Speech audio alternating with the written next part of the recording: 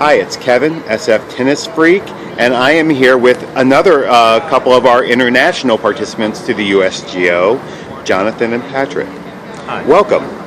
Thank you. So tell us, they've already heard your name, but introduce yourselves and just tell a little bit about yourselves.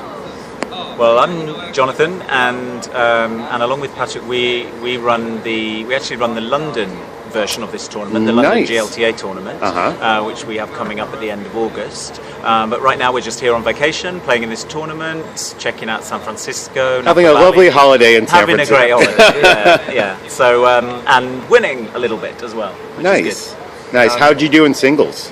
I'm still in the singles. I'm in the singles final tomorrow, the C over 40. And you, Patrick? And sadly, I crashed out. I actually played really well, but for some reason, the guy was just a little bit better. And he's still kind of doing really well, so that's great.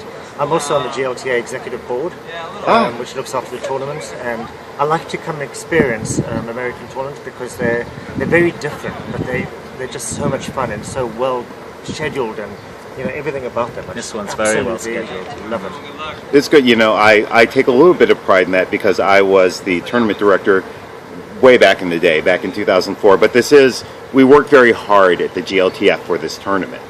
So it's nice that it is appreciated. Yeah, definitely. It's very slick. And also what I love about San Francisco's tournament is that they do the World Team Tennis, which I think is such a great idea because when you have lost early on, you kind of get all the players back, you're playing with different levels, it's kind of a whole lot of team spirit. I think that is such a great addition. I mean, I can't wait to be part of that. Was there anything that's comparable to that over in your tournament?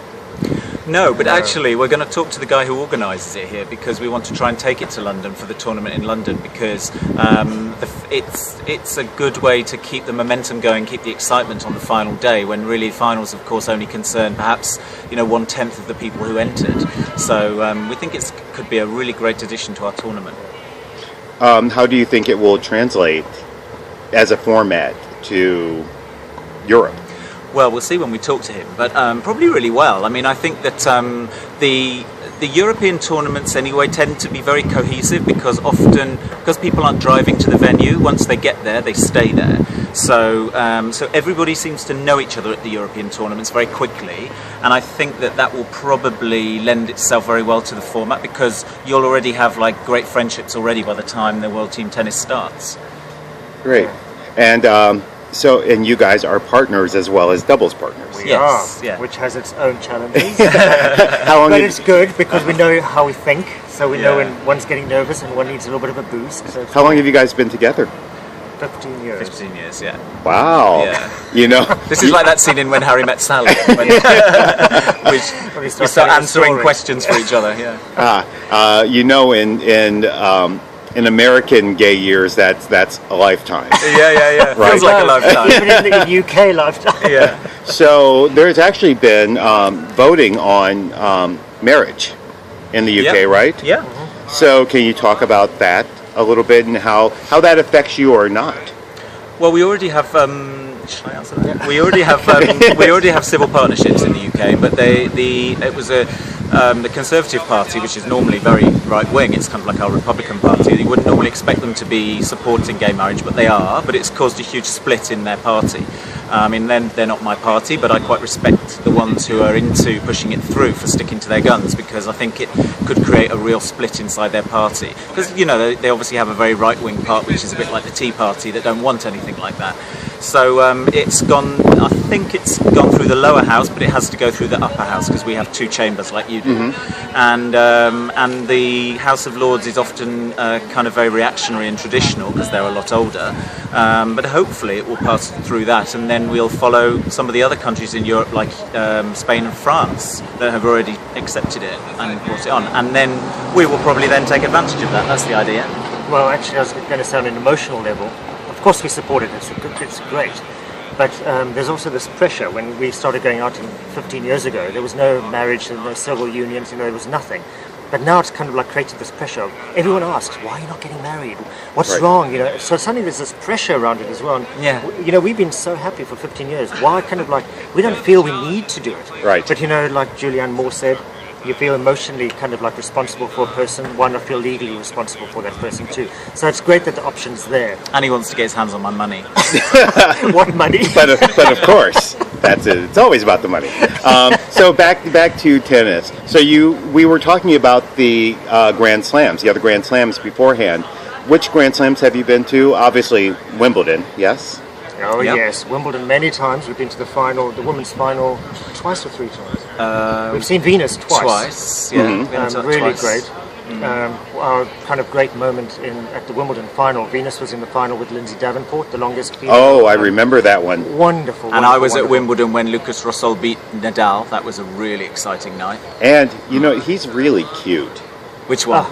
Rosol. Yeah, he is. He is but, really But what cute. happened to him since? Yeah. Yeah, well, Yeah. he at least had one good win. But that was an electrifying match, actually. That was really great. Yes. But we had a great moment with Richard Williams when we were going into the stadium because he was walking around and I went up to him and I said, we're supporting Venus, we hope she wins, we're big fans.